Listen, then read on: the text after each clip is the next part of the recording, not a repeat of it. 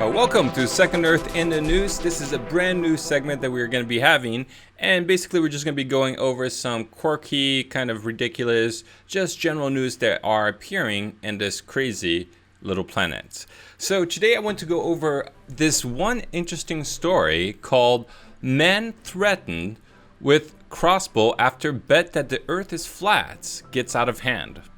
So it says here, if there's one bet you don't want to take, it's that the Earth, our famously round home, is actually shaped like some sort of hilly pancake. Not just because you're gonna lose, but apparently because you could end up getting threatened with a medieval medium-range ballistic weapon.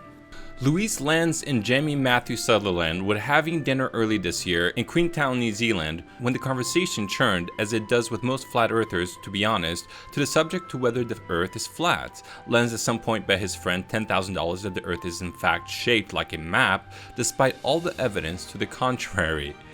So, you know, this kind of reminds me, I don't know if you've seen this Flat Earth documentary where all these people have a convention, and then Jake, I don't know if it's Jake Paul, went over there. It's one of the Paul brothers, but he went over there and ended up trolling the dude, and essentially made an entire documentary about trolling this event.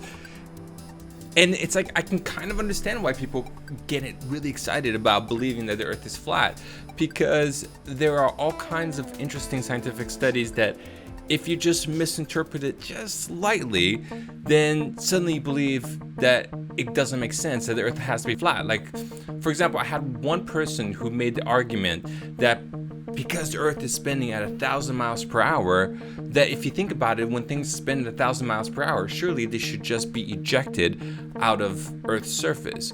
But it doesn't matter that the earth is spinning at 1,000 miles per hour. It matters in reference to the size of the planet itself. So given this diameter of Earth, which is like tens and tens of thousands of miles, the 1,000 mile spin doesn't create a significant centrifugal force that would allow objects to be ejected out. So one thing I can say is, they're creative. They're creative how they try to make the argument that the earth is flat. But we're not done here. It says here, according to the reports made by the Queenstown District Court on Tuesday, Sutherland then began making threats over several encounters at a gas station and demanding payment of $10,000 for what Lenz had believed was a joke bet. Look, I just gotta say one thing. People need to chill the out. Like, seriously, like, go smoke some weed, go do some meditation at some cliff, chill out. This is not Game of Thrones. Like, we're not cutting each other's heads. Like, look, I mean, I think this guy might have been playing a little bit too much of this, or maybe one of these sword games. I don't know. Why would you want to kill somebody with a crossbow? I mean, this is like one of my favorite lines. When someone threatens to kill you with a crossbow, it's quite concerning. Yeah, I would have to agree, especially because you probably wouldn't die right away, so you'd be literally looking at the arrow thinking, oh my god, I'm actually being killed by a medieval weapon in 2019 by some crazy ass dude who thinks that bets, like the world is flat, are serious, and that we should be honoring these bets with life and death. Like, come on, man. And you know what's so crazy? Is that people are really that crazy. I mean, there was a time in medieval times where people were dueling each other over arguments that there were no third witness to settle the arguments. And look, it wasn't just guys on guys. I mean, look, let me show you what I'm talking about here. They had some pretty creative duels. I mean, check this one out. This is not a joke, guys. This is for real. This is a woman combating what they think might be a husband over some kind of dispute. The husband is inside a hole, okay? Because this equals out the imbalances. Now the guy still has the reach; he can still get her, but apparently it's a way to equal the playing field. And then of course they give us, oh yeah, not that one. Sorry, that was too much. Okay, and then let's see what happens Oh, yeah, she got him. That's it. Yeah, well, I think her fingers are inside his nose. It's pretty brutal, man. People actually did this. And in Game of Thrones, when they have this like battle by combat, that shit was for real.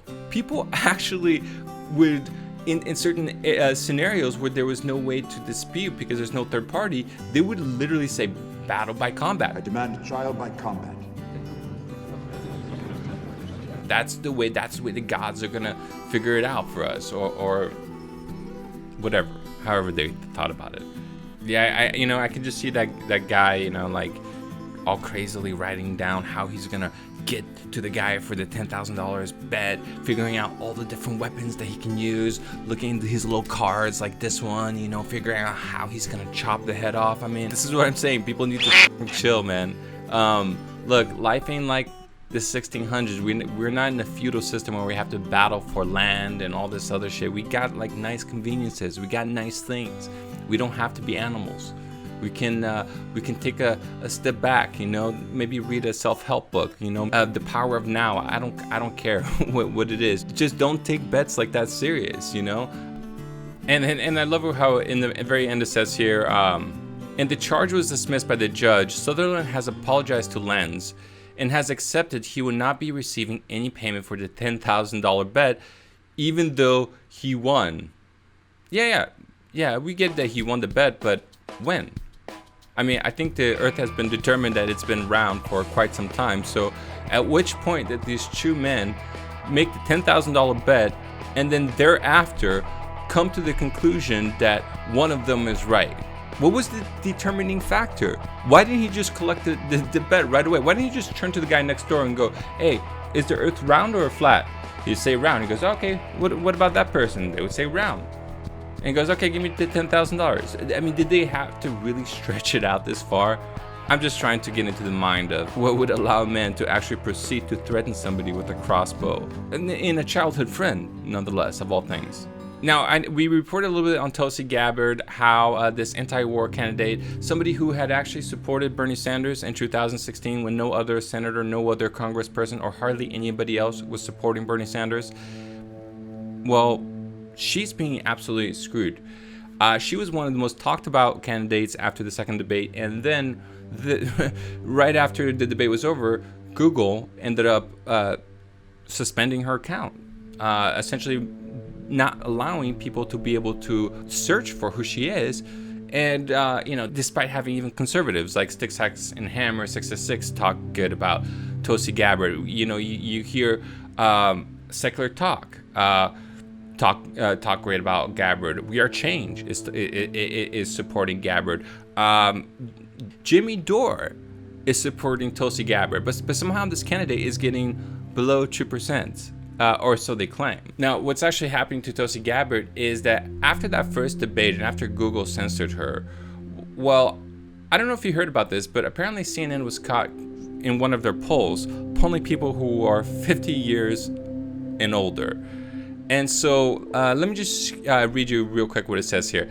After the first debate, the campaign highlights that 11 polls were released. However, that number shrank to just 4 polls after the second debate. This isn't Gabbard's first run with the DNC. In 2016, she stepped down from the party after serving as vice chair to endorse Senator Bernie Sanders. Following her endorsement, Gabbard was outspokenly critical of the DNC, having clashed with then DNC chair Debbie Wasserman Schultz, aka Hillary's second, over the DNC's debate schedule, resulting in Gabbard being disinvited from the first debate in 2015. So Tulsi Gabbard was one of the few Democrats who was in the right side regarding the corruption that happened in 2016. So look, liberals, Democrats, wake up. There was major corruption that happened in 2016 in your party. And I was a Democrat. Right now, I consider myself independent because I ended up voting for Jill Stein and then voting, I think, before for Cynthia McKinney. So the Democrats lost me in the last 2 elections. But let me tell you something. Your party has been completely hijacked, was completely corrupted by nefarious forces, by people who are working with Citibank, people who are working with Saudi Arabia, people who intended to go to Iran and blow that crap out of that place up. Now, after it was hijacked, after you had the whole FBI scandal, after you had all of that, after you had the false Russia witch hunt against Trump, which might have been funded by Hillary Clinton through the Steele dossier, after all that, now you have to witness probably your best candidate, the one woman who actually went to war, the one person who's actually anti-war, who actually knows how to work with these generals, who knows how to talk to these people from the military-industrial complex, who has been a congresswoman for at least 7 years. And this person is the one person that you guys are just going to ignore? You're going to let the media run it over? Let me tell you, they're polling people 50 years and older, okay? They're disallowing tens and tens of polls that shows Tulsi Gabbard ahead. And let me tell you something. I took a lot of social psychology classes, and I can guarantee you that in polls, you can shift results massively. And we're talking about like 30-40% by simply rewording the question. I'm very curious to see the differences of the approved polls and the non-approved polls and how they question, because I think they're not even improving the Economist, even though they're one of the most accurate polls that exist out there. So if you want your party hijacked again, don't say I didn't warn you. If you want the corruption to stop, you guys should be making a big deal about this Tulsi thing and what's happening to Tulsi Gabbard. All right, so our last story, a little bit more fluff and puff, or however you want to call it. We got fish with true jaws caught in New York. I